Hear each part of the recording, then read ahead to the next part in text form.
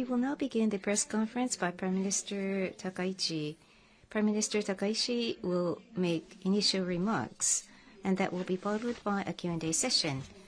Prime Minister, the floor is yours. Thank you, and good afternoon. I wish to share with you my thoughts as this trip to Gyeongju to attend the APEC Economic Leaders Meeting comes to an end. Today is the 12th day in office as Prime Minister. Since last week, events have taken place one after another with the ASEAN-related summits, President Trump's visit to Japan, and the APEC Economic Leaders Meeting as I dashed through the intense and meaningful week of diplomacy. During the series of diplomatic events, I was able to move forward the policies that I had placed on the agenda at the time of my appointment to the stage of implementation. Those policies include promotion and evolution of free and open Indo-Pacific to make the concept aligned with the times, elevating the Japan-US alliance to new heights, and establishing trust and cooperation with major regional countries through frank dialogue. In order to restore Japanese diplomacy that flourishes on the world's center stage, I have made a good start through bold steps. President Trump and other leaders I met during the week received me with congratulatory remarks on my appointment to Prime Minister and warm welcome.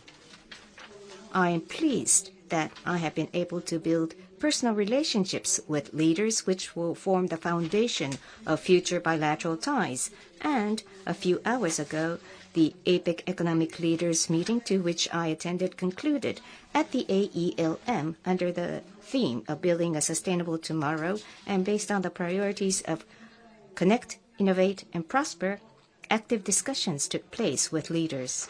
As Japan strives to build a strong economy, sustainable growth and prosperity of the Asia-Pacific are essential.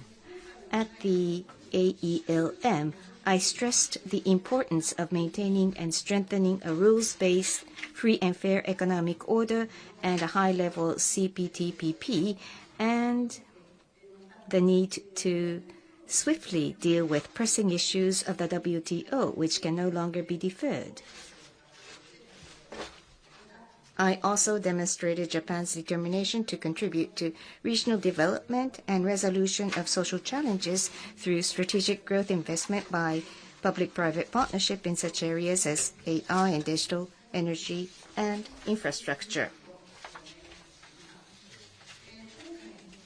The Gyeongju Declaration agreed by APEC economic leaders explicitly mentioned several factors that are of high priority for Japan.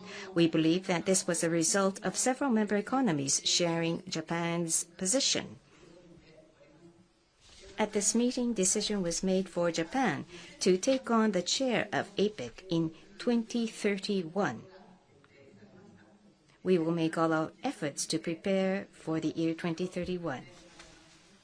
And on the sidelines of APEC, I had separate meetings with President Xi Jinping of China, President Lee Jae-myung of the Republic of Korea, and other leaders.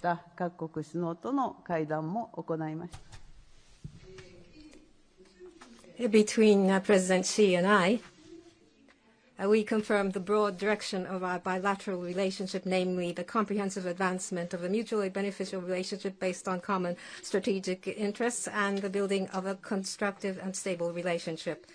With President Xi, we discussed the various pending issues.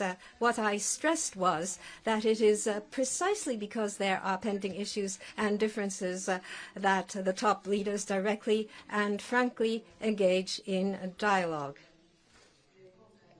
It is my hope that this meeting will trigger further attempts to address the various challenges and cooperation. In my talks with President Lee Jae-myung, we agreed on the significance of Japan-ROK relations and cooperation between Japan, ROK, and the United States in the present strategic environment. In particular, we confirmed that we will develop our bilateral relationship into one which is a future-oriented and stable, based on the foundation of Japan-Korea relationship, which has been built since the normalization of diplomatic relations between our two countries. To this end, we agreed that both governments will continue to closely communicate in the future as well, which includes the conduct of shuttle diplomacy. Aside from this, today I met with Prime Minister Carney of Canada and confirmed that we would further cooperate toward the realization of FOIP, or the Free and Open Indo-Pacific. We had a candid exchange of views on the current international situation.